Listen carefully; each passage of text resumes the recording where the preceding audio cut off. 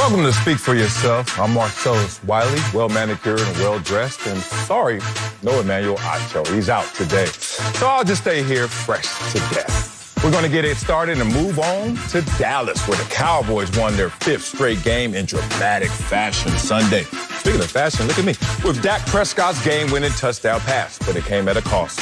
Since the MRI confirmed the strain in his right calf. On the positive side, Dallas is on a bye week, and Jerry Jones said, quote, I would probably be a little concerned if we were playing this week. Take a listen to Mike McCarthy on his quarterback.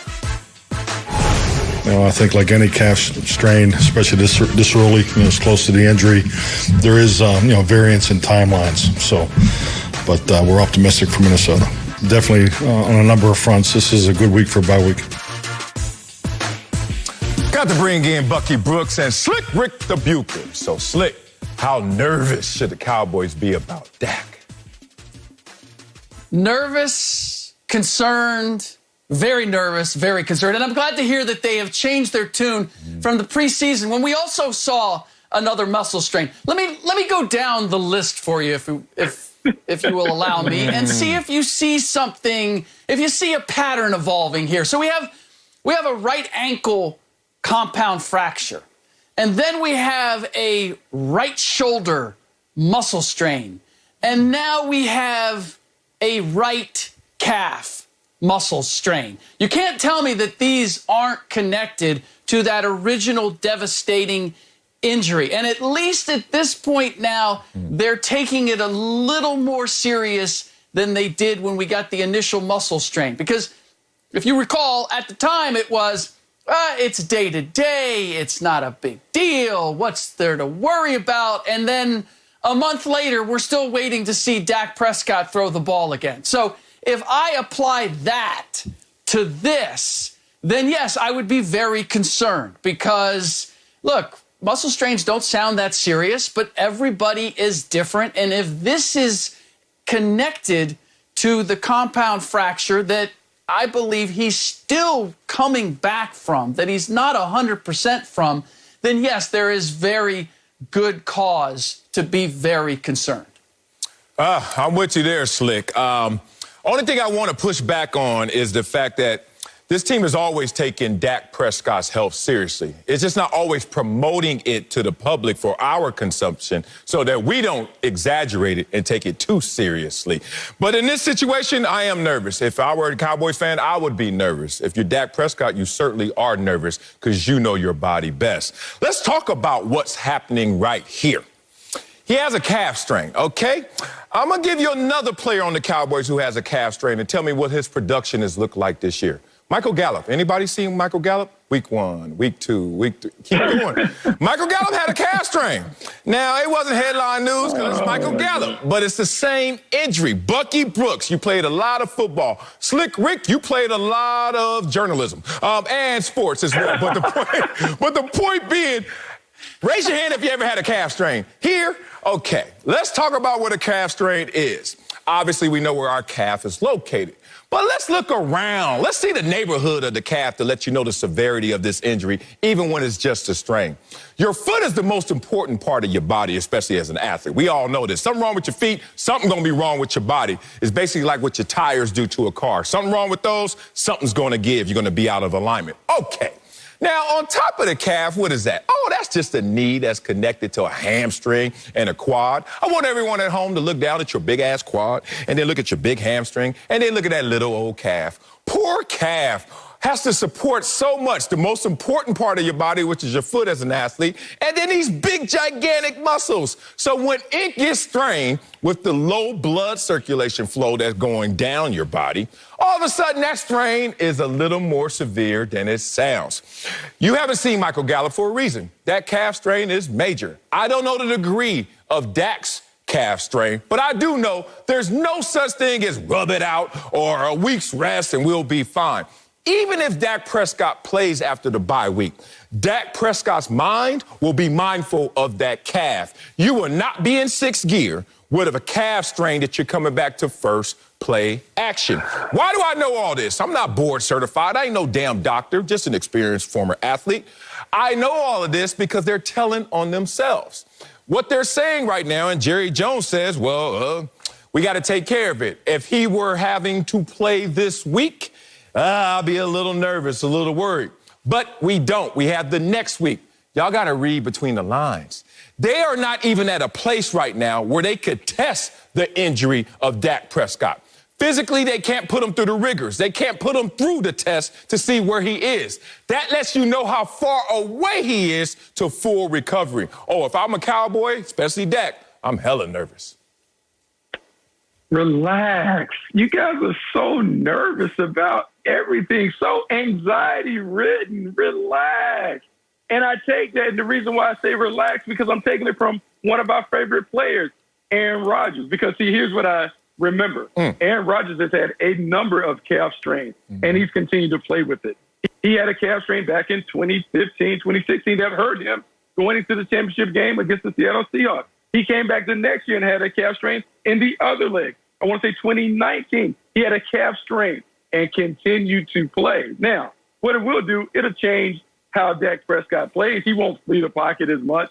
He'll just become a pocket passer, which he's become one of the best of in the league. And so, yes, it's a little bit of a concern, but not what you guys are making it out to be. You're making it out like he's Michael Gallup out there trying to run routes. Last time I checked, the quarterback is not really running around and doing all those things. Dak Prescott plays in a nice, tight area right there. I didn't see him move on that pass to CeeDee Lamb. He just throws from the grassy knoll. Now, it puts more pressure on the front line to make sure that he's throwing from a fortress.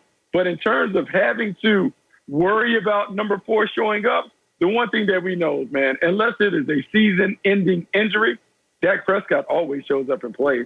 He's going to play, and he's going to play well because that's what Dak Prescott does. So all of this anxiety and all this stuff that you guys are trying to ratchet up for Cowboys Nation, calm down, relax. Number 4 be there when it's all time to go. Oh, Bucky, you know, it doesn't bother me that you are so pro-Cowboys. That's not the part. It's how you are pro-Cowboy. The fact that there's nothing to see here. There's not a problem. We just had a muscle strain that was diminished, that was minimized. It's just a muscle strain. It's not a big deal. And he misses a month. And I look at what the Cowboys are. You're right. Dak Prescott is playing great. The Dallas Cowboys without Dak Prescott are a completely different team, 4-7 without him. And we're putting the Dallas Cowboys out. Last time we were together, I told you, I think the Cowboys are legit, but they are legit with Dak Prescott.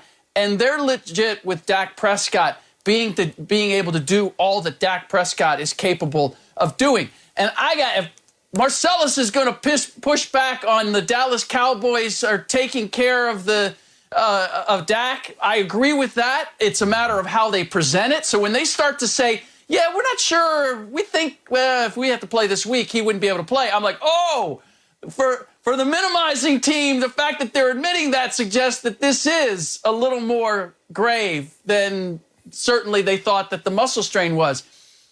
But Bucky, you are not going to try to sell me on the idea that Aaron Rodgers' arm, or rather Dak Prescott's arm, is the same as Aaron Rodgers' arm and his ability to be creative and throw from different angles. Dak has become extremely efficient. But when it comes to that general athleticism and that ability to do different things with his arm, that is way different. And then you're telling me that it's just a muscle strain, just like Aaron Rodgers.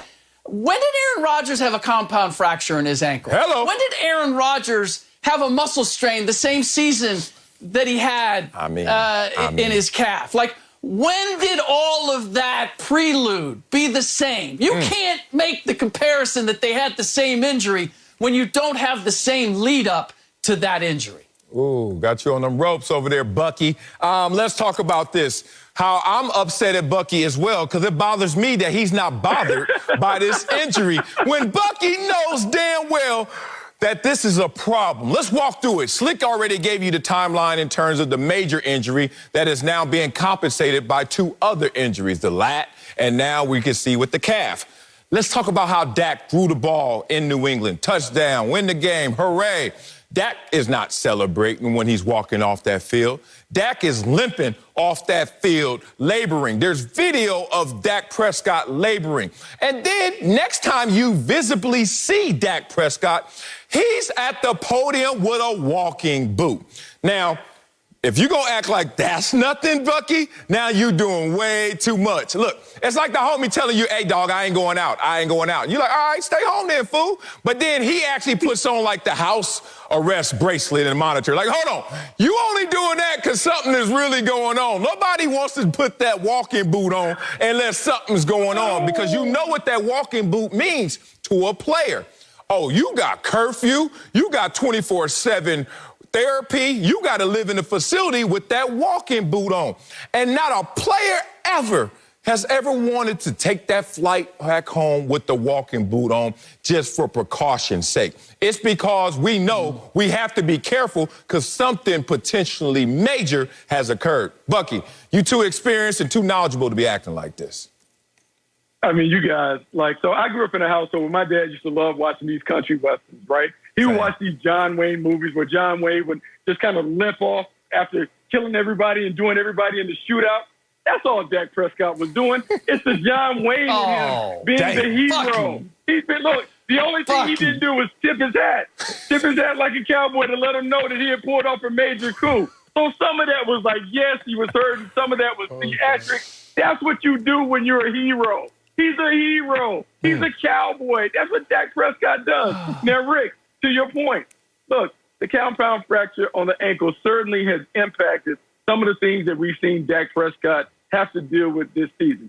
Yes, he wasn't utilizing his legs early in camp, so he did have a little shoulder soreness or whatever. But now when I look, man, those balls don't look like his shoulder's hurting during the regular season. It looks like the ball's coming out fine, on point. He's playing the best that we've seen him play. And so I would anticipate that even though this is a wear and tear injury, the 14 days that we have in between games is certainly enough time for him to be serviceable as he works back into health. The bye week comes at a great time. If we didn't have the bye week, maybe I would have some of the panic that you guys have, maybe when you see your kids about to fall down or whatever. I am not the type to panic like that because the kids normally react how you react when they fall down. So I'm not going to panic about Dak Prescott falling down. He's going to get up, dust himself off, go back into the lineup, and continue to chalk up these W's for America's team. Okay, first of all, Bucky, how many Super Bowls has John Wayne or Clint Eastwood won?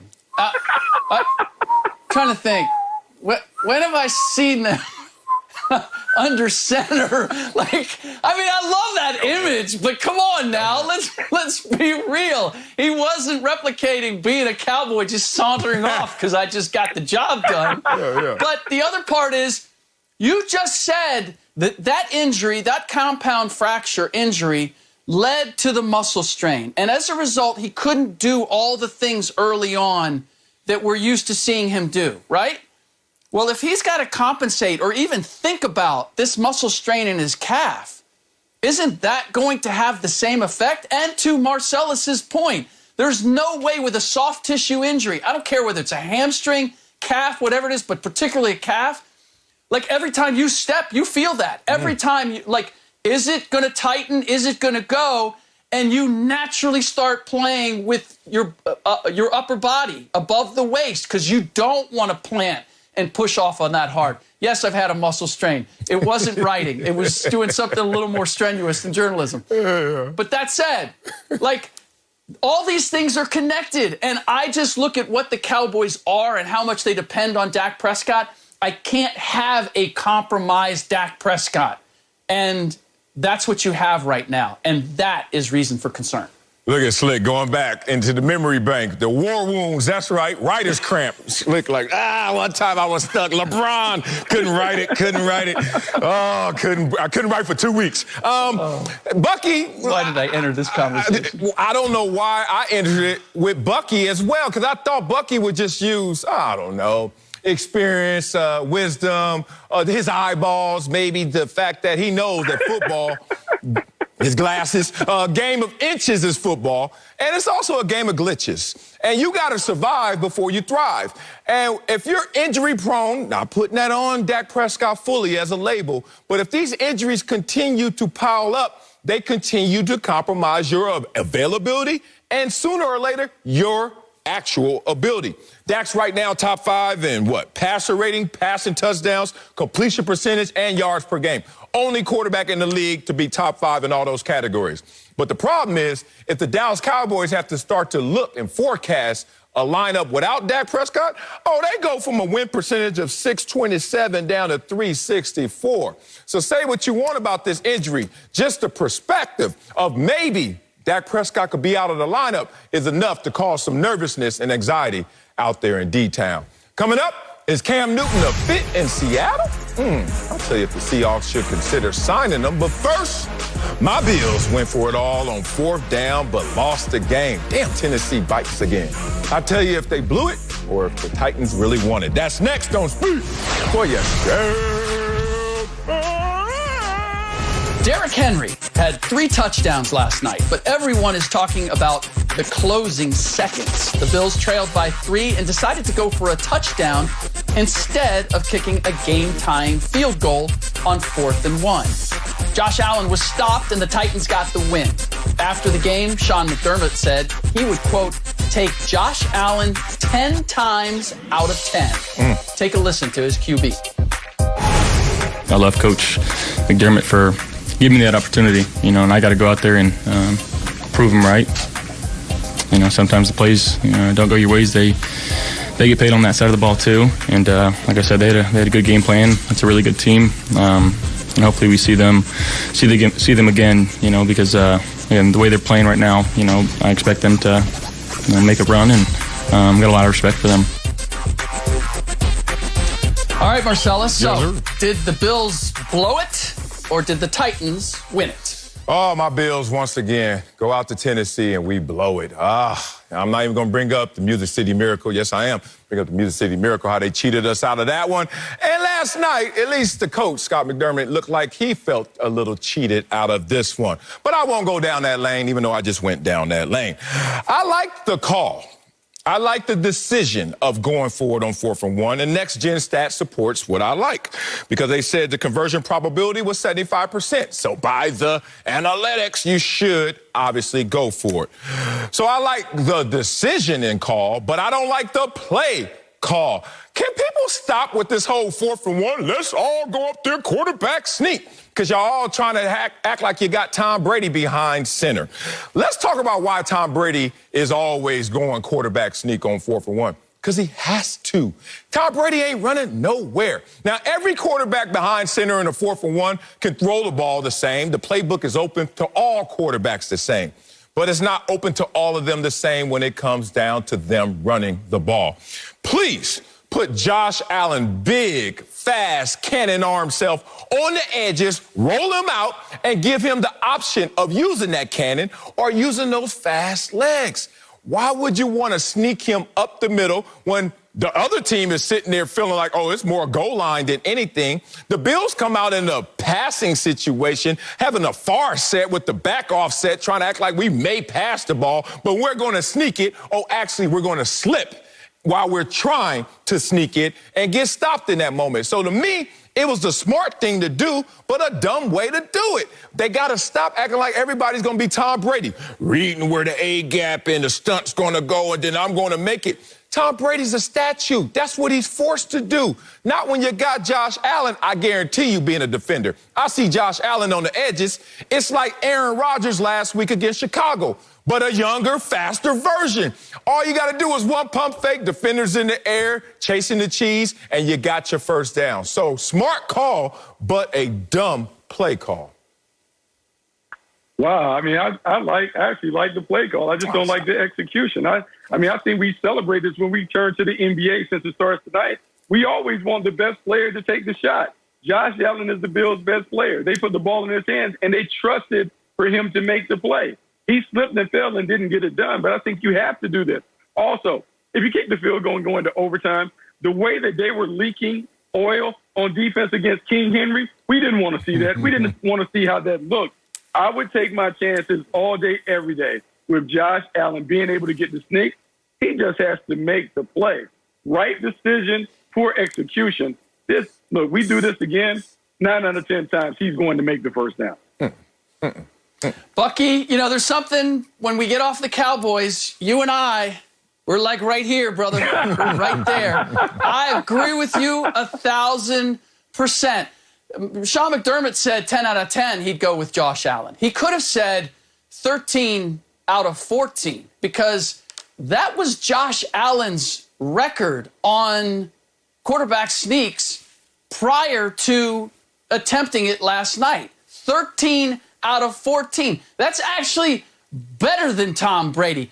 He had made 13 of those in a row. The last time he failed, he actually didn't get the ball. It was a botched snap. So every time Josh Allen has had the ball in his hands on a quarterback sneak, he has been successful. So Sean McDermott had every reason to believe that this would work in this instance. And Marcellus, this is the problem that I have, and it's not just with you, and it's not just with this conversation. Yeah, what? Just because something doesn't work doesn't mean it wasn't the right thing to do. Mm-hmm. That's the revisionist. Mm-hmm. Hindsight is 20/20. Mm-hmm. In this case, he had every reason to believe it was going to work. And as you guys noted, they should have been going for the TD. They should have, because 42% probability if you go for the field goal, whether it's just probability in general or you look at this game in particular, they were doing nothing to be able to stop the Titans. That game goes to OT, then you have to like the Titans' chances. So I'm 100% with not only going for the touchdown, but ultimately the way they went for the touchdown because Josh Allen had proved that he could do it time and time and time again. Man, it's something about us on this show, whether it's Cowboys or other topics, Slick, where you and I are here and here. Let's go to war, brother. You challenged me on this conversation. I'm going to prove to you why I'm right. First of all, you said he's 13 of 14, right? And you knew that statistic. And guess who else knew that statistic? The Tennessee Titans. They knew that Josh Allen was going to go sneak. Now, if you're going to go sneak, the one thing you should do is line up in a sneak formation, a power formation. Don't give me no obvious passing, far set, and then try to motion over and then say, oh, we're trying to sneak y'all. Ain't nobody fooled by that situation, so that's already strike one. Now, Slick, I talk to you in a post-traumatic stress emotional place because I'm going to talk to you about a concussion that I had in college. And the reason I had this concussion is the same reason why this play didn't work. My coach went out there and did the obvious. I used to play running back. Yeah, a few pounds lighter, I was a running back in college. And we ran a play. It was just a regular dive play. And it was for 8 yards. And then my coach on the sideline gave the old school signal. Everybody know what that means. Run it back. Run it again. You know, this is before they had the play cards and all that stuff and Chip Kelly. So my coach doing this. And I'm like, oh, okay. And I know what the play is because, hey, it's working. It always works. And guess who also knew? The opponents. All of a sudden, the next thing I see is some dude hitting me, and the next thing I remember is asking for chocolate cake from my mama. That's how the game goes. You can't do the obvious when it's obvious to everybody in this situation. So y'all want to keep talking about, well, if the game would have went to overtime, the Bills were obviously going to lose. They were leaking oil. Must I remind you that the Bills had doubled the first downs than the Titans, 28-16 basically, had a better third down percentage than the Titans, outgained the Titans, ran 22 more plays than the Titans, possessed the ball more than 5 minutes than the Titans, leaking oil. I will admit, Uncle Mo was taking a little trip over there to their sideline in that moment at the end of the game. However, he didn't unpack. He didn't just get comfortable. He wasn't over there chilling. These Buffalo Bills was ready for overtime. But like I said before, I like the decision to go for it, but just don't do the obvious. Don't make a play call sounding concussed. So now here's the thing. You always have an option of you can line up and do what you do well, or you can try and out-trick, out-scheme people. I like just doing what we do well because normally you're comfortable in that. What happened was the Tennessee Titans out-executed the Buffalo Bills in that situation. Jeffrey Simmons won the battle. he slipped inside. He was on inside shade. He slips inside the crack of Deion Dawkins, and he made the play. Sometimes the bad guys win. But when you talk about the Buffalo Bills weren't leaking oil, I don't know if you consulted DBs back in the day, but I would tell you, Marcellus, when King Henry is running downhill and you guys aren't up front are not slowing him down, we're not paid to do those things. Our job is not to take down the 255-pound running back who now has a bunch of momentum and a bunch of vigor. So you can talk about we weren't leaking oil, but what we were doing, we were punch drunk because all the guys in the back end were getting tired of hitting the guy with that big body blow.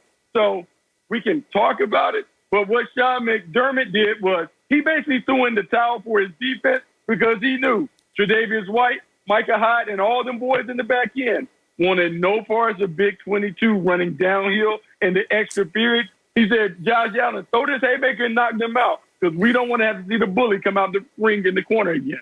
Man, stop. Marcellus, I appreciate you taking us down memory lane. I can't help but feel that the way you feel about this has a lot more to do with the fact that you are a former Bill, and it's a lot easier to say, no, we lost that game. They didn't beat us. We lost that game. We gave that game away. But here's the reality. If indeed Josh Allen, the gap, in spite of the fact that Titans filled it, if Josh Allen plants his left foot, if he actually has traction, I still think there's a chance that he makes it. It's not as if he got stuffed. It was there. The tires never met the road, and so he didn't get there. And so in looking at that, like, we can analyze this to death and say they should have tried something else. Everything was there for the taking. And Josh Allen, in every previous instance except one, has been successful. You don't think previously, after he was 10 for 10, that the last 3 times that he didn't, they didn't know, you know what, he's pretty good at the quarterback sneak. I think we better be ready for it. And it still didn't stop them. So ultimately, I just have no problem with this. It didn't work. He didn't have traction. I can live with that, and I think that the Buffalo Bills ultimately will too. Yeah, see, now you're over here cooking the books because you're not giving everyone the details of all of those quarterback sneaks that were effective. None of those former quarterback sneaks were against a coach that already looked defeated. Will y'all look at my man Mike Vrabel, who is my dog, who came out the same draft class as me. He's actually younger than me. Look at this man, look like he the president of the country. Look, his gray hair's got gray. He already toe back. He done. He think this game is over, and we gave them that. Look at that, man. I'm sorry, Vrabel. This is what happens when you play for New England and you become a coach. You can look younger than somebody and still look way older than that. Vrabel already had tapped out. He wasn't going to make it to overtime, let alone believe his team was going to win. But Slick Rick, Bucky Brooks, y'all know something that Vrabel didn't, because look at that face right now. That was a man defeated. Come on, Buffalo. Stop giving up these games. Coming up, the Seahawks are missing their superstar quarterback. So what about Cam Newton, anybody? He's vaxxed. I'll tell you if Seattle should consider signing him. Next, don't speak for yourself. Thumbs up to the vax, vax. Tonight, it's Game 4 of the ALCS as the Astros look to even a series 2-2 against the Red Sox at 7:30 Eastern, only on FS1 and the Fox Sports app. So, Slick, big night in Boston. What you're excited to see in Game 4 tonight? I'm excited to see Zach Greinke, the starter for the Astros. In his last 3 appearances in Fenway, he's got an ERA over 10. The Red Sox have already hit 3 grand slams. How many more are we going to see? I want to find out. Yeah, how hot will those bats continue to be in Boston? We're going to check it out. But let's head to Seattle, where Russell Wilson is out with an injured finger. What time is it, Bucky? Game time. So their quarterback situation is in question. Pete Carroll said they have talked to free agent Cam Newton, adding, quote, we're talking to everybody that could help us. When the report says the Seahawks are, quote, not imminently pursuing Cam at this moment and are sticking with their current personnel. So, Bucky, should the Seahawks consider signing Cam Newton? Absolutely. They should consider it because here's the situation. One, you don't know how long Russell Wilson is going to be out. And when he does return, how effective is he going to be by that finger? Is he going to be able to throw the ball as normal? Because if he's not going to be able to throw the ball like the Russell Wilson that we've grown accustomed to seeing, then the Seahawks have to change the way that they play. Secondly, and looking at Geno Smith, he had a nice outing versus the Pittsburgh Steelers, but it certainly wasn't stellar. if you're going to have to play with your backup quarterback for a long time, you would like someone with experience and the ability to get you out of jams and to maybe make this team better going down the stretch. We can say a lot of things about Cam Newton and throwing, but last year, he's coming off one of the best years that he had in terms of being a red zone option in the running game. When I look at this Seattle Seahawks team and what Pete Carroll wants to do, he wants to run the football, but they haven't been able to run it effectively. You know, if you want to add some juice to your running game, you get a dynamic quarterback that can run the football. It helps everyone get better. I do believe the Seahawks should consider signing Cam because he gives them an insurance policy in case Russell Wilson isn't able to perform. I agree. They should consider it, but you hit the nail on the head, Bucky, when it comes to what is Cam Newton willing to do. If he's willing to be the running quarterback that we've seen in the past, then 100% consider it, maybe even end up signing him. But I need to have that conversation with him to find out, are you willing to take advantage of all the things that you have been, Cam Newton, or are you of the mind now that I have something to prove? I want to show that I'm a pocket passer. I don't really want to run anymore. I don't want to risk having to do that. I need a Cam Newton, if he's going to be valuable to the Seahawks, a Cam Newton who is willing to do what is ever necessary to get the job in the short term. So my big question would be, bringing him in, how much does getting cut by the Patriots, how much has it humbled him? How much has it changed his view of his desire to play and to do anything that's necessary to contribute to a winning situation? Because the word was that, yes, last year was really good running, being a dual threat. Didn't want to do that this year, and that changed the equation and changed the value of Cam Newton. So if Cam Newton's willing to be all that Cam Newton is capable of being, and he allows me as Pete Carroll to set the terms and how we use him, then I'm all for it. But short of that, then I'd say we'll live and die with Geno Smith. Yeah, they should consider signing Cam Newton, but they're not. And they're going to go out there and fake the funk like everybody does and say stuff that is obviously code for we ain't tripping on this dude. Let me give you some of this code. Talk about making a story out of nothing. This is a nothing story, but we're going to make it into something. Okay, when you want to do something, you get it done. Like, let's just go back to we all been recruited, right? So you remember in high school when you were getting letter after letter, phone call after phone call, coaching visit after coaching visit? Like, because when you were the man, you couldn't even get the word out before they're like, yes, we'll take you. And you're like, wait a minute, I was just saying, yo, how you doing? And they would just jump on your every word. They would clamor to you because they wanted you, right? And then when they didn't want you and you were the one calling, hey, you get my recruiting letter? Hey, you guys in the office still? I want to come by and check you out. You know what they start saying? Oh, you know what? Right now, we're just in the process of doing our due diligence. You know what? We're talking to everybody right now. We'll give you a call. Oh, you know what? We're kicking the tires, so we're just trying to see how this is going to play out. And that lets you know in code, man, they ain't tripping on Cam Newton. And I knew they wasn't going to trip on Cam Newton once they came out in code, because they came out in code before with Colin Kaepernick back in the day. Oh, you know, he was in and we brought him into the facility. But I'm not blaming the Seattle Seahawks. I'm not going to blame them. I'm going to blame that region. I'm going to blame the Pacific Northwest. Yes, I'm about to generalize because I'm married to somebody from the Pacific Northwest. And one thing I learned about her and them is they like to give off that impression, that projection that we're considering everyone. I always tell my wife, she's Canadian. I say, yeah, you nice on the surface, but y'all suppress y'all real feelings. Y'all don't really want us to know, oh, you know what? It's raining outside, but it's sunny on the inside. No, it ain't. It's raining on the inside, too. Put the Starbucks away and stop lying to me. This is what they're doing right now. They gonna try and exaggerate this story like we really gave him a shot.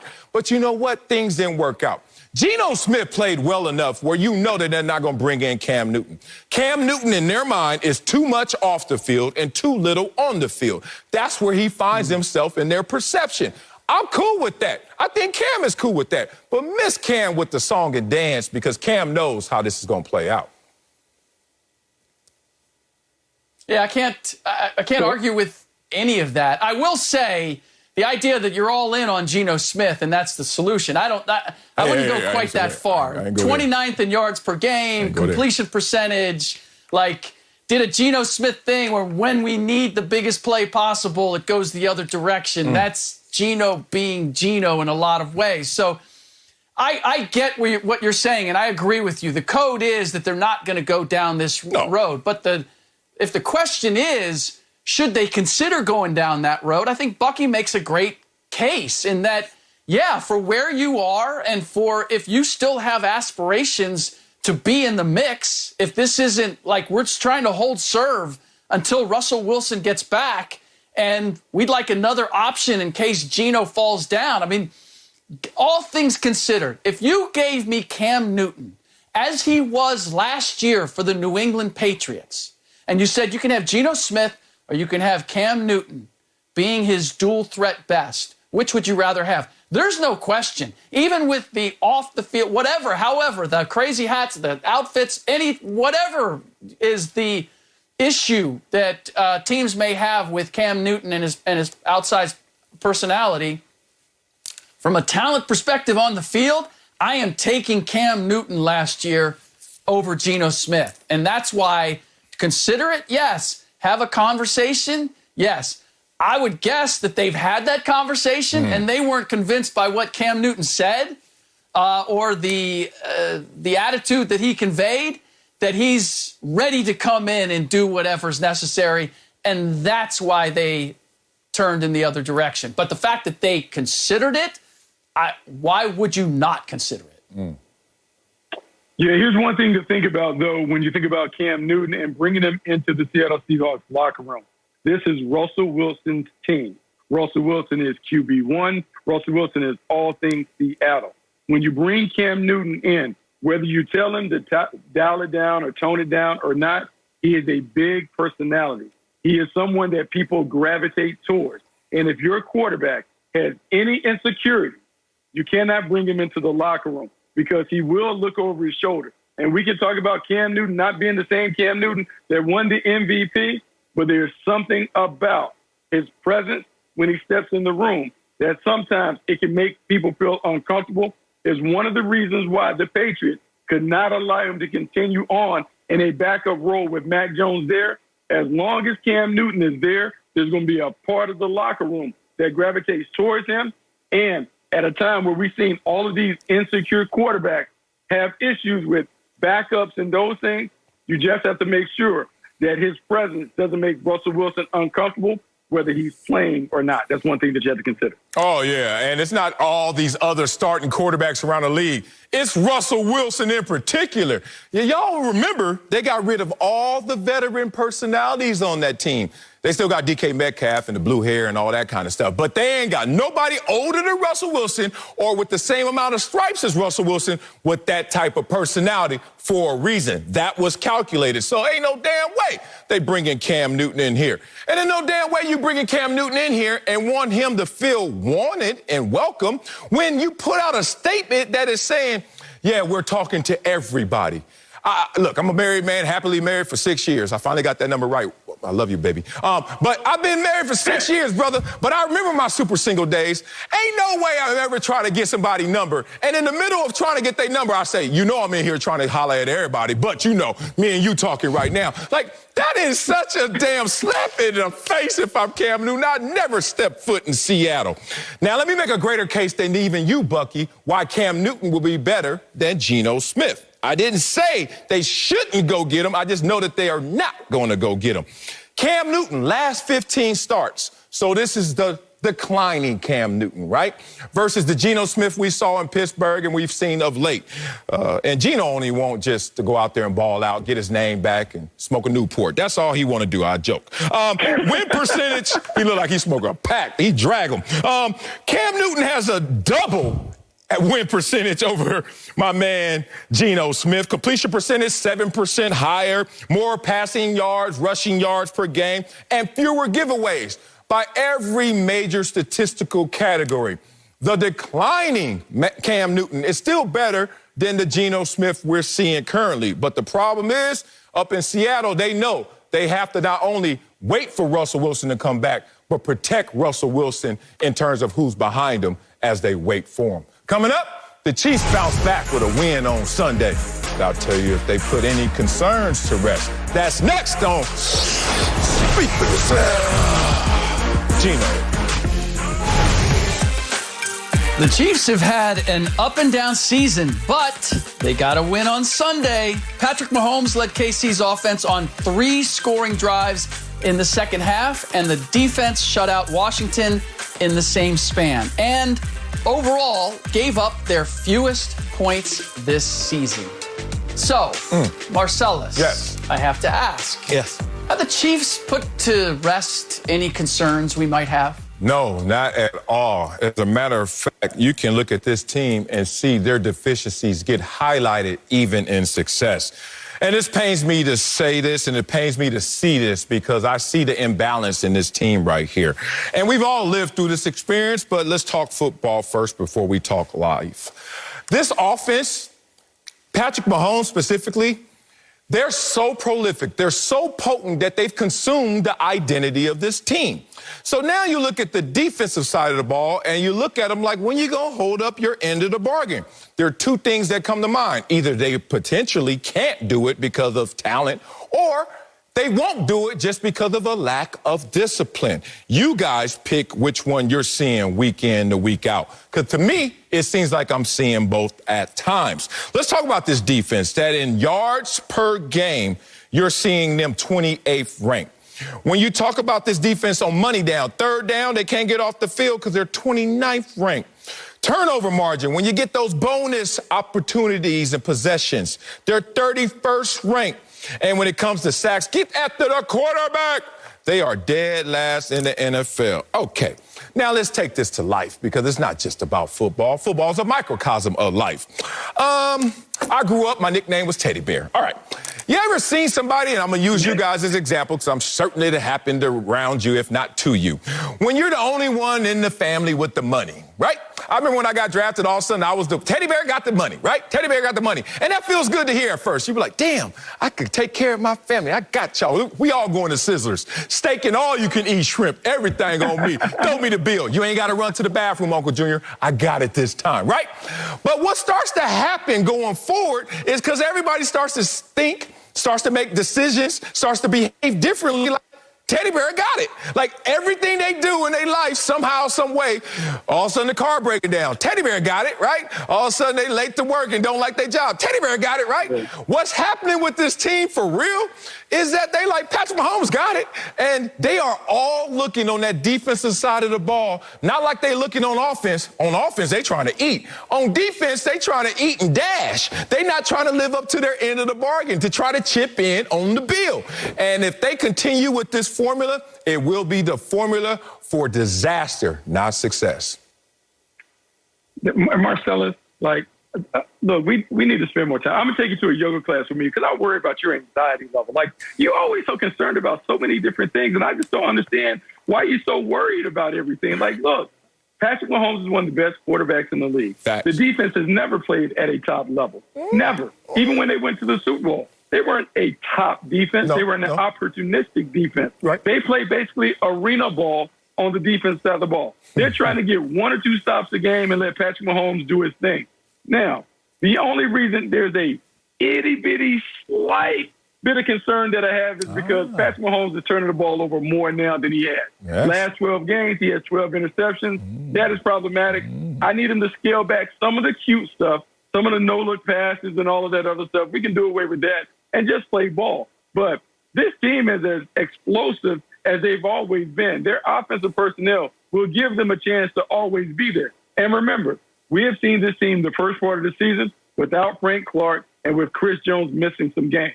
If they have their guys up front and the offense is clicking, you're talking about a defense that just rushes the passer and takes away the deep ball. They do those things, they're going to be right back in the winner's circle, and we're going to talk about them as one of the top 4 teams in the tournament.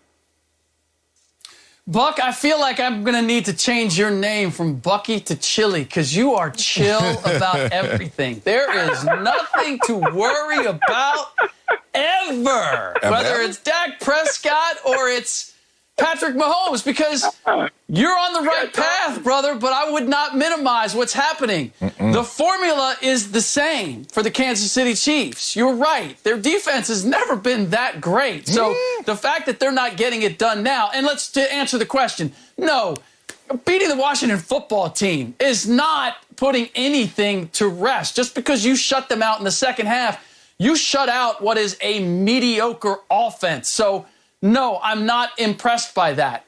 But I am also far more concerned about what we're seeing from Patrick Mahomes than you are, because it's not just that he's not operating quite the same as we're used to seeing him operate. He is on a whole different level, and associating with guys when it comes to turnovers and interceptions that you do not want to see a Super Bowl MVP replicating. Look at the guys that he is with right now this season in terms of turnovers. This is the essence of the problem. Marcellus is 1,000% right, and that the Kansas City Chiefs, their mindset is, well, no matter what happens, Patrick's going to pull us out of it. Patrick's going to make a play. Patrick's going to, well, it has become to the point where now Mahomes is trying to do that all the time, and it is backfiring far more now than it ever has. And that's the issue. The guy who's supposed to come riding to the rescue is the guy who now is actually setting the house on fire with turnovers. And that is the primary issue. And I don't know how this idea that suddenly it's going to change. I would suspect that some of it is Mahomes is feeling the pressure of that defense not being able to get the job done, not being able to get off the field on third down. So now he's trying to make more hero plays, thinking I have to in order for us to win. But it's not being successful. It's made him far less efficient. And as a result, it has ruined the formula that had the Chiefs going to the last two Super Bowls. Welcome to the Wiley Tabernacle. I've had one convert already. I got Slick on my side. And Bucky, I'm about to baptize you too, brother. You got to come on to this side, man. Your boy Patrick Mahomes is pressing. He knows it better than we do. He sees it intimately every single day, not only in film study, but on the practice field. He realizes that this defense is letting them down. And he's also a historian of the game. You can't be that great that fast without knowing your craft. Aaron Rodgers has had one top 10 defense in his career. He won the Super Bowl. Oh, your boy Patrick Mahomes is interesting. He's trending in that same direction. Right now in scoring defense, they're 28th ranked. Who knows how this season will play out? Last year, they were 10th ranked in scoring defense. You said they never have a top defense. That's close, if not top, close enough. And they lose the Super Bowl. They get smoked. They get mollywopped. They don't even score a touchdown in that game. But it's still a top 10 defense. The year he wins the Super Bowl, they're number 7 in scoring defense. The year he loses in the AFC Championship game, once again, 24th ranked. I see the correlation. I see the trend. Hopefully that trend will end. And the only way it will end is if this defense starts to be more responsible on their side of the ball. Because Patrick Mahomes knows that he has it. He can't sit there and run away from his responsibility. I'll go back to my example. When you know you got it, but you get tired of really taking care of everybody, you don't just cut everybody off. You don't just say, hell no. You start displacing your aggression. You start putting your aggression in different places. Turning the ball over. You start putting your aggression in different places, pressing and starting to look a little out of character. So then you start going to the dinner. You have scissors right now. Here come Uncle Junior. And you don't want to pay for Uncle Junior. So you start being short with him. You don't want to hear his whole conversation. You're like, nephew, can I talk to you for... Nah, Uncle, I got to go real quick. You ain't got nowhere to go. You just don't want to sit there and take all of this burden on your shoulders. Patrick Mahomes has realized he has too much on his plate. And now he's at the phase where he's trying to do too much. If he doesn't get to that defensive side of the ball and grab those dudes by the face mask and shake them up, we know how this season going to end. It's not going to end with them hoisting the trophy. Let's see, Marcellus, you're still scarred by your teddy bear situation where you're having to carry everything and do everything, and it affects you. And it doesn't really affect you because your pockets were deep enough to be able to handle it, but you just got tired of people leaning on you. This is a similar situation with Patrick Mahomes because I'm hearing you guys talk about doom and gloom, and it's too much for Patrick Mahomes. But then with a quick swipe, and I checked the stats, you know who leads the league in touchdown passes? Patrick Mahomes. That's right. Patrick Mahomes' passer rating with all those turnovers that put him in the category with all those bad quarterbacks. His passer rating is 103. You know who that's better than? Justin Herbert, Lamar Jackson, Derek Carr. I mean, yesterday we had a conversation on which quarterback, Lamar Jackson or Justin Herbert, is the best in the game yet, and still Patrick Mahomes has better numbers than that. So when I tell you guys not to panic, I'm trying to get you to just calm down, dude. Just downward dog a little bit, relax. You know, sometimes do a little child's pose. Just look at what my man Patrick Mahomes is doing. Because if this is at his worst, imagine what's going to happen when he turns around and he is at his best. Kansas City Chiefs are fine. Relax. Go easy. Namaste. Nah, there ain't no namaste. Nah, I'm going to stay right here on this. I'm going to keep this pressure on that dude. That's where I'm going to stay. Hell no. Look, you know the old saying, it ain't how much you make, it's how much you keep. Like Patrick Mahomes used to make a grip on the field, touchdowns, and keep it all. He wasn't giving it to the other team, right? Now he giving it away. And he's still getting a grip, but now you got to admit, if you was accountant, you like, hey, Patrick, you busy? Let's talk a little bit about what's going on with you. You're leaking a little oil over here. And don't you dare come up here trying to say, well, he's playing better than, Justin Herbert. He's also playing worse than, if you want to stick to quarterback rating, than Kirk Cousins and Jameis Winston. When you're making $500 million, I think you need to stay a little bit above the fray, a little bit above those names. Coming up, the drama continues in Philly as hours ago Ben Simmons was thrown out of practice. We talking about practice? We'll tell you what the Sixers should do about the disgruntled point guard. And next on Speak For Yourself, ooh, he got that stank face. The drama continues in Philadelphia, where Sixers head coach Doc Rivers threw Ben Simmons out of practice today, and the team has suspended him for one game for, quote, detrimental conduct to the team. Simmons' reluctance to engage with the team has been a theme since his return. Take a listen to what Joel Embiid and Doc Rivers had to say about the situation. Do you feel he wants to be here? Now, you have a personal... Well, today, not, obviously. We told him to go home. But hopefully at some point, yeah, I do. At this point, I don't care about that man, honestly. He does whatever he wants. But at the end of the day, our job is not to babysit somebody.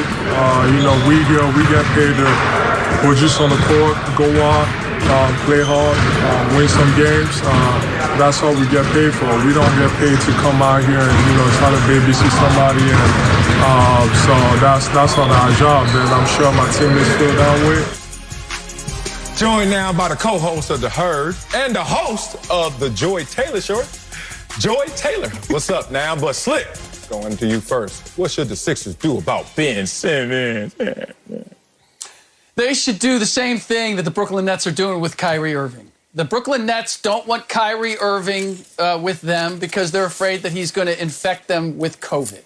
Well, the Philadelphia 76ers should quarantine Ben Simmons because they don't want to be infected by whatever toxicity he's carrying from the way they talked about him last summer when they ended up losing the series to the Atlanta Hawks. And so they just have to make this decision. This idea that we're going to bring him in and we're going to try to slow play this and he's going to come around.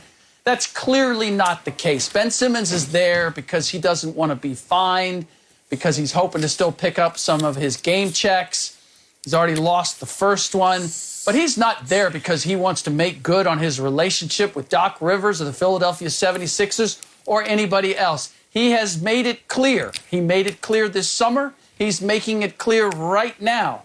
He does not want to be there. So they should take the simple approach. If you're not with us, then you can't be with us. And whether it's you decide to fine him and suspend him, and he says, well, I'm showing up, and you're saying, well, but you're not participating the way somebody who's showing up needs to, you can figure out the finances. I'd put that on the side. The reality is the Philadelphia 76ers still have expectations of playing for a title. They still have the talent to be in that conversation in the Eastern Conference. And at this point, it's addition by subtraction. General Manager Daryl Morey has to get off this idea that he's going to get equal return back for any deal with Ben Simmons. Move him for what you can get and move on. Oh, well, we rarely start the show with me and you agreeing, Rick, but we do today. I agree that the only choice that they have at this point is to keep him away from the team. It's not a quarantine situation exactly, but we've seen this before where they're working on a trade for someone and they just tell them not to show up until it's done. Now, Ben Simmons is going to lose money if he chooses not to show up, so they'll probably have to work out something with Rich Paul and the team on how they're going to keep him away and continue paying him because, at the end of the day, this is money and the reason why he's there. But there's a lot of blame to go around in this situation. I'm normally on a player's side. This is not one of those times where I'm going to be on Ben Simmons' side. I think that there's blame to give to the organization for allowing it to get to this point. He's in the building with you every day. He's with the guys every single day. You know what his personality is. All of us could see this coming, maybe not to the disaster level that it is now, but we've been talking about this for years, that this is not working, this doesn't fit. And this addiction to winning the trade has now led them to a situation that almost can't be fixed. If I'm another team, why am I signing up for Ben Simmons? Why am I giving you anything for a situation that is clearly toxic in an organization that is not poorly run, very well respected around the league, great fan base, great roster. They're a contender every single year, a good coach. What am I missing here? If Ben Simmons is this upset, and it is apparent that his own teammates don't even really know what specifically he's upset about. Taylor Rooks tweeted that earlier, that there really isn't even an understanding what he's really mad about. You can't do anything with the situation but remove him from the rest of the team. It's a toxic situation. Ben Simmons is clearly not interested in being there or contributing in any kind of positive way, which is actually counterproductive to what he wants if he wants to be traded. Because as I just mentioned, if I'm another team, why am I signing up for that? When you've turned on them, why wouldn't you turn on us? So the whole situation is a complete disaster. It has hit the fan in Philadelphia. And I believe that most of this could have been avoided if it wasn't such a high asking price for a player who is an elite player at certain things. He is an elite defender. He is a great distributor. He can contribute to a team. But the intangibles, the issues with that are mounting up. And it's becoming an impossible situation for both Ben Simmons and Philadelphia. Man. How should these teammates feel about Ben Simmons? Woo, let's get into this one. One, I just want to preface everything by saying I hate when people get stuck like this. Like, I hate this for Ben Simmons. I hate this for Embiid a little. And I hate this for this organization a little as well. But I'm going to defend Ben Simmons maybe a little more than the average Joe. You guys know from your own experiences, when you get into a fight, like the times you had a fight, physical fight, 8th grade, whatever it may be, you know why you're fighting. But now as we've grown older, when you get into arguments, sometimes you can get out of reach and out of touch with why you even arguing in the first place, right? A fight is different. Hey, fool, what you doing? Yeah. And the argument is like, now we just talking about who's smarter or who got the last word. We really are not arguing what we started arguing over. Now let's talk about what they are arguing over. They're arguing over the fact that Joel Embiid was unnecessarily empowered when he was on IR, when he wasn't the active player, when he wasn't the dude, when he was in and out the lineup, empowered to have this large of a voice, that much of volume in a voice. Okay, that's fine because you're a baller. But guess who also is a baller? Ben Simmons, right? But Ben Simmons goes around and he does his work quietly. That's fine. But all of a sudden, there's issues with Embiid's game, issues with Embiid in terms of availability, but there's also glaring issues with the game of Ben Simmons. But what happens? Because Joel Embiid is empowered by our organization, he gets to voice those. And we saw it come to an ugly head in the playoffs this year. I blame Joel Embiid for not being the leader that they want. Not a 7-foot TikToker, not a dude that's out there trying to lead the dance and trying to take this organization in all these different ways, instead of just being a disciplined leader. That's fine, because you were growing and learning as well. But to call out a teammate and then throw those rocks and then hide your hands like, I don't know what's wrong with him, but I don't care about him anymore. Come on, big dog. We know the locker room better than that. I'm also mad at this organization. Just like I am a parent, I understand when I see two of my kids fighting, it's on me to restore order. And it's on me to keep the discipline. This organization didn't do that. Why would you let this get to a place where Ben Simmons now has little to no value? What kind of organization are you? Like, you have no foresight to see where this is going, and then you don't have the discipline to stop it in the moment? To me, there's a lot of blame to go around. And Ben Simmons is sitting back quietly hoping that maybe someone else raises their hand to take some of that blame.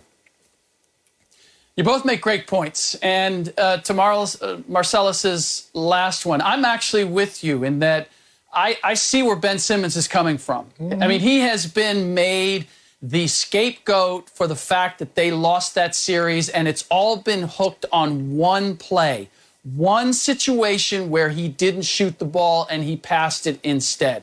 And look, that's just too heavy a weight to put on one play. If you look at how the Philadelphia 76ers played collectively, it's not fair. And not only, it's not just the media that did that. Joel Embiid did it. And Doc Rivers questioned whether I can win a championship with Ben Simmons. So if you're Ben Simmons, you're thinking, well, wait. I thought we were in this together. And now you're going to hang all of that on me? You guys made your share of mistakes too. You, Doc, made your share of mistakes. Joel, you made your share of mistakes down the stretch. And now you're going to put all of that on me. Here is the problem, though, Joy, and you pointed it out. Neither side is going about this the right way in terms of getting it done.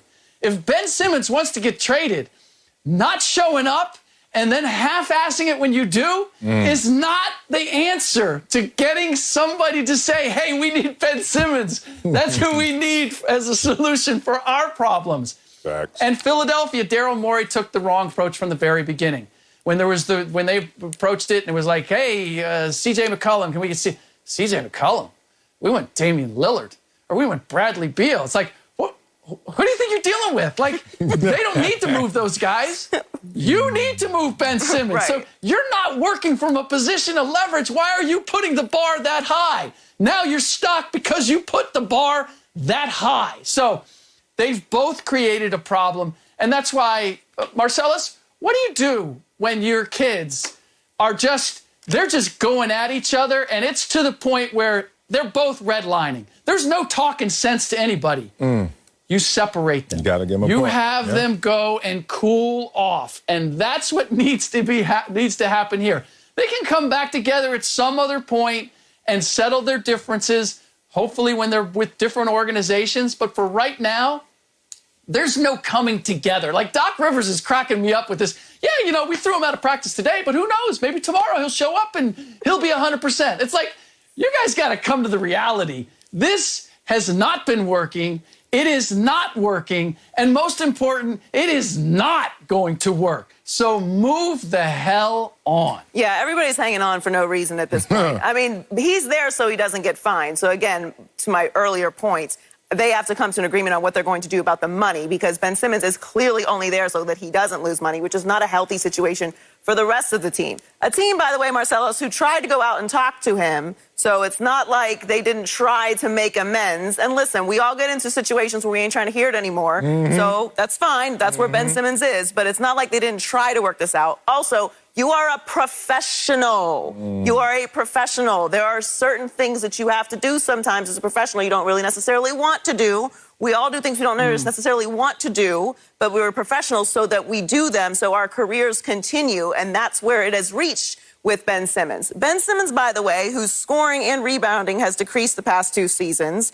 He shot 34.2% from the free throw line in the playoffs. That's 25 for 73 from the line. He attempted 3 fourth-quarter field goals in 7-game conference semifinals loss to the Hawks. No fourth-quarter field goal attempts in the final 4 games combined. So even though it didn't come down to that last shot was a defining moment for his performance in that series. So really? No, it's not about that particular shot. No, it's not about just Ben Simmons. No, it's not just about Daryl Morey trying to get way more than he can get for Ben Simmons and working not from a place of leverage. This is a very nuanced conversation, and it is falling at the feet of Ben Simmons. However, optics are important. And if Ben Simmons doesn't want this to fall at his feet, then he has to, at this point, either say, let's work it out. I won't be there with my toxicity. You guys can move forward with the rest of the team.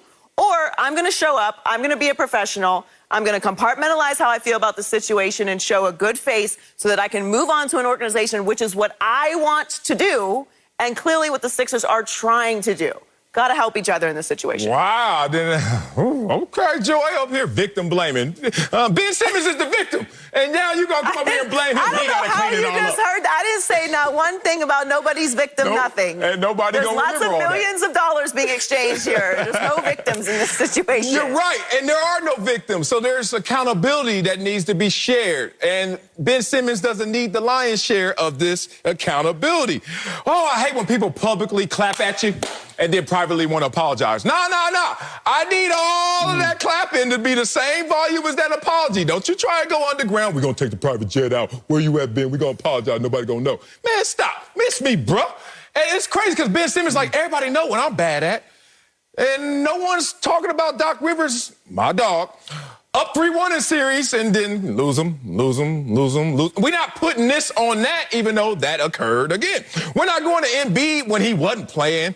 He was a Twitter-holic and hollering at Rihanna and shirtless and just Jackson Mahomes and Patrick Mahomes all mixed in one 7-foot TikToker. And he still got his issues. Still injury-prone, still got his issues, but he's a beast. But Ben Simmons in his own way is a beast as well. What I hate about this situation is because they're just staying married for the kids. Like, they basically like, look, I don't like you really.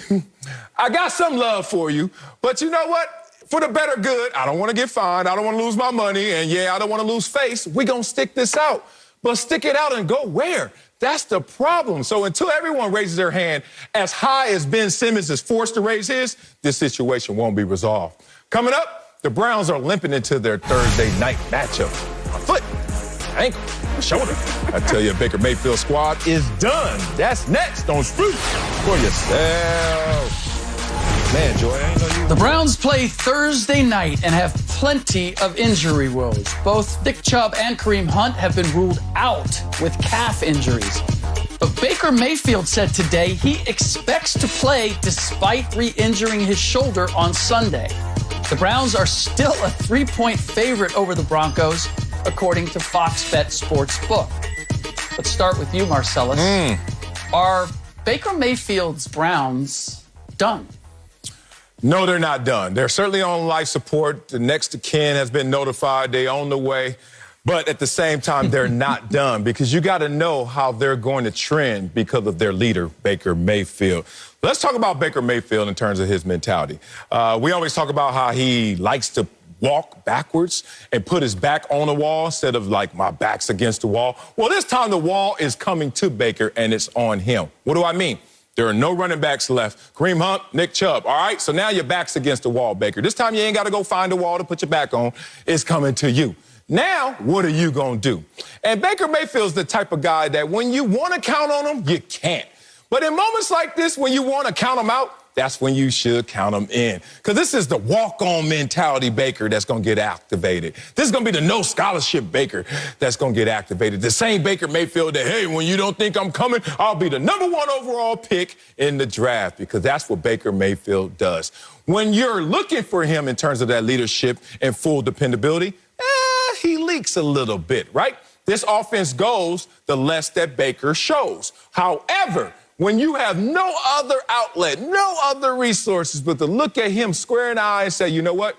You're all we got. That's all you need. Baker Mayfield is going to show up in this moment. It's a crazy mental formula, but he's worked it time and time again. And I think he's going to do it again. Well, mentally, maybe he can imagine that, but he has to physically be able to do it. I like Baker a lot. I think that he's the future of the Cleveland Browns, and I think they'd be crazy not to keep him there. But he has a torn labrum in his shoulder, partially torn labrum. He's saying that he alone is the one that can say whether he's going to play or not. So that tells me that the medical staff has said he can't make it any worse. It's just going to depend on, your pain tolerance. But they're really injured. And as you mentioned, Marcellus, it doesn't go through Baker. It goes through the rest of the team. And that's not a knock on Baker. That's just what works for this Browns roster. And that works when you have the running game that they had going into the season. They don't have that anymore. So the excuses are not going to work when it comes to injuries because there's lots of teams around the NFL right now who have a ton of injuries. One is within their own division, and that's the Baltimore Ravens. They lost their entire run game before the season, and they've seemed to figure it out. Now, they do have Lamar Jackson, who accounts for a lot of their run game, of course. But the Browns have a good offensive line. So do the Ravens. The Ravens seem to be figuring it out with all the injuries that they have. So within your own division, you've got a team that's dealing with a similar problem, and we don't feel panicked about them. But you kind of feel a little bit of anxiety about what's going on with the Browns, and rightfully so. So I think that Baker will step up mentally, but physically, is he going to be able to overcome this week on a short week with all the injuries, him being injured himself? I don't know. I think this is going to be a very even game on Thursday night. But moving forward, I would be a little bit panicked if I was a Browns fan. Not because of what Baker can do in the macro sense moving forward, but this season with these injuries, are they going to be able to overcome it, specifically the way that this offense goes, which is through the run game? I feel like I'm having a conversation with two people who are trying to convince themselves that it's not over, that they're not done. And in spite of the fact that all the evidence says they are done. Marcellus, you used the phrase crazy mental formula. I'm going to use those three words, but I'm going to use them in a much more responsible way. First of all, we know what the formula is for the Cleveland Browns to succeed. That's to run the ball, that's to play defense, and that's not to ask too much of Baker Mayfield. Can we agree with that? That's when they are at their best, right? Yes. They now don't have their top two running backs, Nick Chubb and Kareem Hunt, that make them the number one rushing offense. So running the ball is going to be a major challenge for them. Two, we haven't talked about it. This defense was supposed to be lights out. This defense has not been. They've given up 84 points in the last 2 weeks. They are talking about leaking oil. We've talked about that a lot in this show today. That is clearly what's happening with this Browns defense. They're now 22nd in scoring offense. That part of the formula is not working. And then as a result, we are having to rely on Baker Mayfield a little too much. They're having to throw the ball. And in spite of that, OBJ only gets 32 snaps and has yet to get a TD this season. That's what happens when you rely on Baker Mayfield. Not only does he dislocate his shoulder not once but twice, but ultimately you're not getting the job done. So, Marcellus, you laid it out. Look, man, when you're calling the coroner, okay, so it's not official yet, but he's on his way, and we got the sirens going. Everything says that it's a matter of when, not if, with these Cleveland Browns. And by the way, so I forgot the last two words. Mentally, the Browns are beaten down now for what's happened to them the last 2 weeks. All right? The Cardinals just handed to them, and they lost a shootout with the Chargers. What's crazy is that you guys are thinking that the Cleveland Browns are not done. Oh, man, I know that you're old enough, at least, Slick, to know the difference between someone who is coding, like, oh, God, we're losing them, and rampart.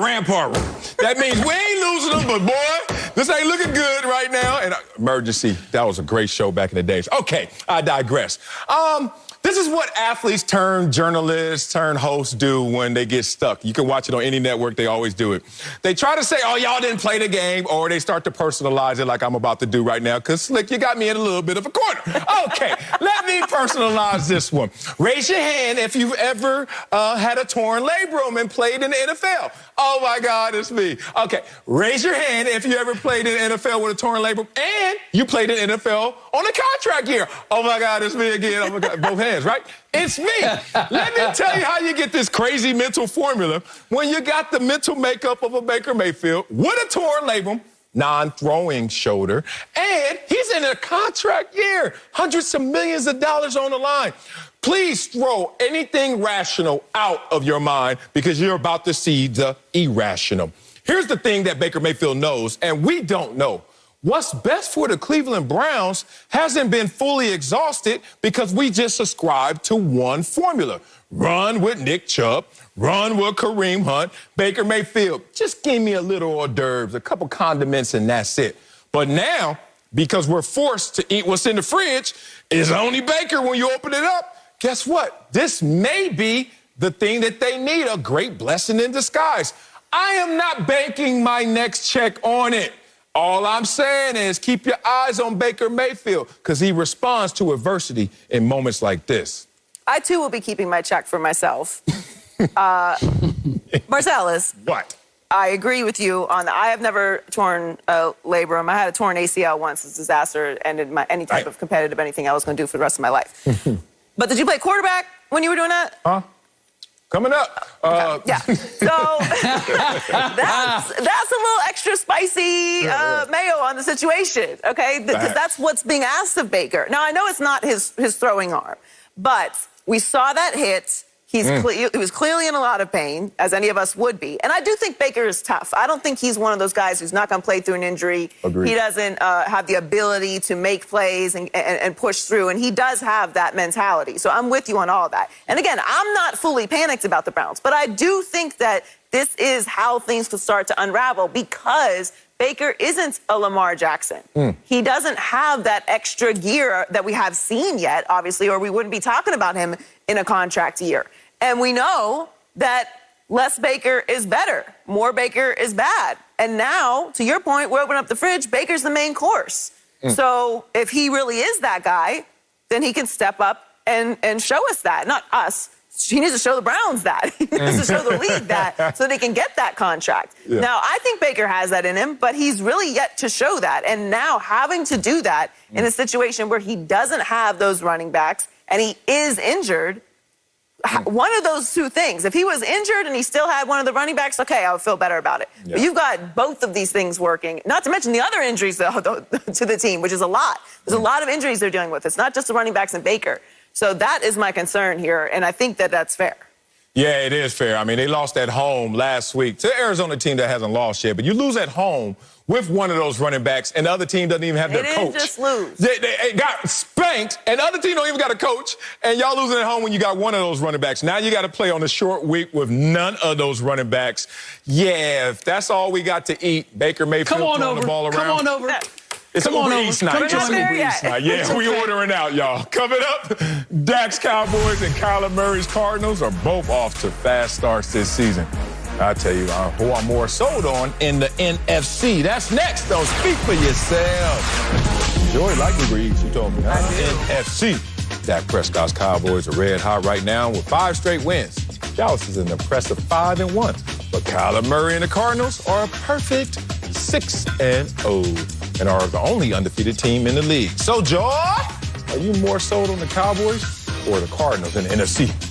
I am more sold on the Cardinals. Now, it's close, so I'm not going to make it seem like there's a huge gap between them because I really do love what the Cowboys are doing. Okay. But the Cardinals are complete. Not only are they undefeated, I like their wins more than the Cowboys as well. They blew out the Titans, beat the Vikings. Everyone beats Jacksonville except for Miami. Blew out the Rams and the Browns and also beat the 49ers. They're in the toughest division in the league, and they are undefeated. That's just more impressive to me than the Cowboys' wins. Now, obviously, the Cowboys lost to Tampa, which is fine. It's not a matter of if you're undefeated or not really, but that's also why I'm leaning towards the MVP front-running Cardinals. You have Kyler Murray, who's playing out of his mind. He's 3rd in passer rating, 1st in completion percentage, 3rd in passing yards per attempt. He's blowing the league out of the water. He's incredible on the run. He's leading this team. He's taken a significant step up this year. The Cardinals really caught me by surprise. I thought that they were going to take a step up, but I didn't really expect this. And they're just really impressive. They're winning in impressive fashion, again, in the toughest division. I've got to give the nod to the Cardinals right now, even with all the improvements that the Cowboys have made. I'm with you, Joy. I give the nod to the Cardinals, and it is just a nod because I do like both of these teams, and I do think that they are both legit. But it comes down to this, simply, that the difference between the Cardinals' defense and the Cowboys' defense is greater than the difference between the Cowboys' offense, which is number 1 in most categories, from the Cardinals' offense, which is top 5 in most categories. There's a greater separation between the two on the defensive side of the ball. I think the Cowboys have been opportunistic. They've taken advantage of turnovers, and Trayvon Diggs in particular, and that has allowed them to win games without necessarily playing stout defense throughout. They're giving up 23.4 points a game. If we look at the history of the Super Bowl, and if we're talking about, who do we buy into, we're talking about who we see potentially coming out of the NFC. Well, There's only one team in the history of the Super Bowl that has given up that many points on average and actually won the Super Bowl, and that's the 2011 New York Giants. Out of the 55 Super Bowl winners, that's the one. And so when I look at what the Cowboys are defensively, that's the one hesitation I have. The Cowboys are better balanced offensively than the Cardinals are. But the Cardinals are better balanced between offense and defense, and that, for me, gives them the edge. Man. I didn't know I was with these literalists up here like that. Oh, which team am I more sold on? Which one hasn't lost? Okay, I'm going to go with the team that hasn't lost. Can y'all look deeper than that? Joy did not say that. She didn't. Joy, I'm going to defend you, Joy. No, she Joy, didn't. don't try to make up. You did. That's a paper lion right there. Don't make up a story in what she said. She didn't say it, but that's basically what y'all logic is, because last time I checked, the formula for success was running the football, stopping the run, and taking the ball away. And that's how you can get to the promised land. Well, let me run down some statistics, because the Cowboys are the team that's better in the NFC. Dallas has a better total offense. Dallas has a better total scoring offense. Dallas has a better rushing offense. You hear the rhythm? Dallas has better takeaway ratio. Dallas has better third down offense. Dallas has a better pass offense. Dallas is better against the rush on defense. You stop the ball, and you stop it in the run game. You get the ball, you score more than your opponents, and you take the ball away from your same opponent. That's how you win. That's how the Dallas Cowboys could win a game against these Cardinals. Now, as Joy said, now let me get back to my take as well. Joy was right. It's not that far apart. But more sold on, the only blemish on the Cowboys was to the Super Bowl champion in week 1 when they were returning all 22 starters on Thursday night, prime time on the road. Man. And then you look at Arizona, they've been spanking teams. They've been spanking, especially on the road, obviously undefeated at home and on the road, but 4 wins on the road. Special. But if you match these two teams together right now, I think the Dallas Cowboys will certainly have the edge. I mean, I don't know if I would certainly give the edge to the Cowboys. And I did say that it was close. And I did say that loss was acceptable. It is week 1 against the Super Bowl defending champs in Tampa Bay. What I didn't mention, the other reason why at this particular moment I would give the edge to Arizona is Dak is dealing with another injury, which makes me a little bit nervous. He had an MRI on his calf, little calf strain at the end of the game, throwing the walk-off touchdown to C.D. Lamb, went to the locker room, and they're examining it. Now, it could be nothing, but they are watching that, and it's a very long season, and Dak is coming off of a major injury last year, so you might see these things throughout the season. Could be nothing, could be something, but they are looking into it. So if I'm going to go edge here, I'm going to go with the healthy team and the healthy quarterback in Kyler Murray right now at this moment. Yeah, but we have to do our job, Shaw. We got to dive into the details, as you say, Joy, the nuance, the layers, peel the onion back. That is a layer. Yeah, but it's still too literal for me. You guys just still resided in, the better record is the better team, instead of looking at all the statistics that I just provided you. I give it to you like a lawyer gave it to me, because, a lawyer, they don't look at things literally. They have to go deeper than that. 2 plus 2 is something that is 3 or 5. You know that answer? You understand what I just said. Coming up, the Dolphins had a tough loss, Joy's mad at me, in London last weekend. We'll tell you if the clock is ticking on Tua in Miami.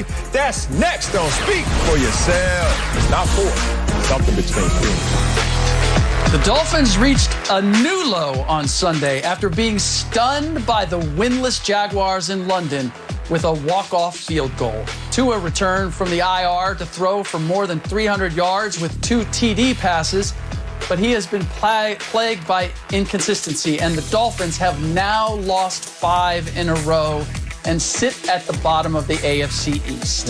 So, Joy, my condolences, but this is your team, and I have to ask, is the clock ticking on Tua?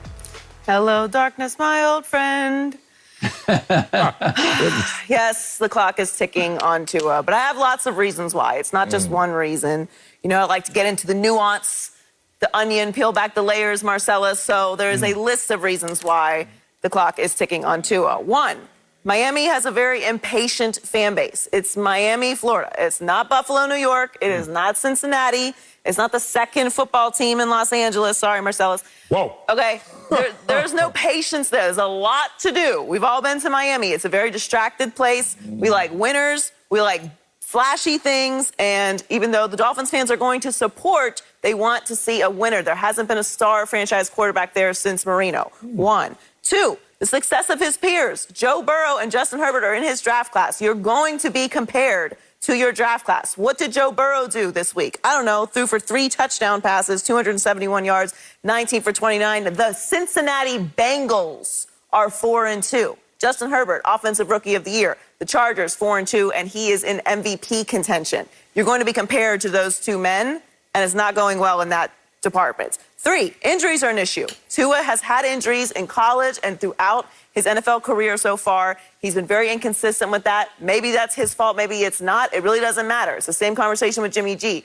Availability is a skill, and he's been dealing with injuries so far, which is a problem. 4, the team is losing. They're 1-5. If they're showing growth, if they're trending in the right direction, great. But if you're inconsistent, you can't get any momentum going at the quarterback position, and you're also losing, that's not going to provide for patience with the fan base or the ownership. And lastly, the division is not getting any easier. Belichick is still there. Mac Jones has shown some signs that he's going to keep developing in the right direction. And even though they're not great right now, I'm not in the habit of doubting Bill Belichick over the macro of his career.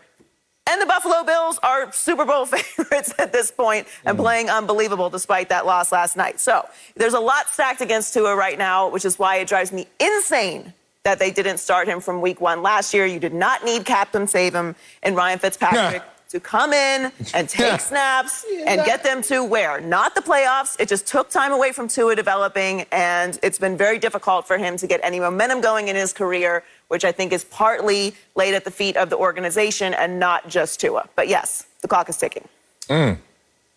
Let's be clear. The clock is not ticking. The clock is stopped. The Miami Dolphins know who Tua is. Damn. And when we start trying to get all excited about a guy who throws for 300 yards and 2 TDs against the 31st ranked pass defense, then you know that we are giving out participation trophies, especially when it comes to, I threw for that and we still lost to a team that had lost 20 in a row. So there is no coming back from this. If the Carolina Panthers have decided that Sam Darnold is not the answer for them, then the Miami Dolphins damn well know at this point that Tua is not the answer either. They were tanking for Tua. Now Tua is tanking.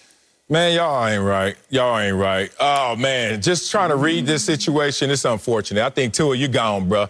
Walking dead. Dead man walking. Green Mile, John Coffey. That's who you are right now, Tua. And it ain't your fault fully, man, because you got to know where you were born. You were born in Miami. In the NFL, you born in Miami at the quarterback position. It ain't going to end well for you, big dog. And even if it doesn't end well in Miami, that's okay. Because ask Ryan Tannehill how that feels to get out of Miami. Talking about impatient fan base, aloof fan base, because, we may go to the game, we may cheer, but really it's just a departure from going down on Collins or Ocean. I digress. Here we go. These are the Dolphins. Started 1-5 or worse 6 times over the last 20 seasons. These are the Dolphins. Last playoff win came when Jason Taylor, the Hall of Famer, were playing, and myself as well. Boy, Tua, get up out of Miami, man. They don't want you, and guess what? You don't want to be there either. Thanks for stopping by, Joy. We'll catch you Saturday on your show, The Joy Taylor Show, on Fox Sports Radio at 2.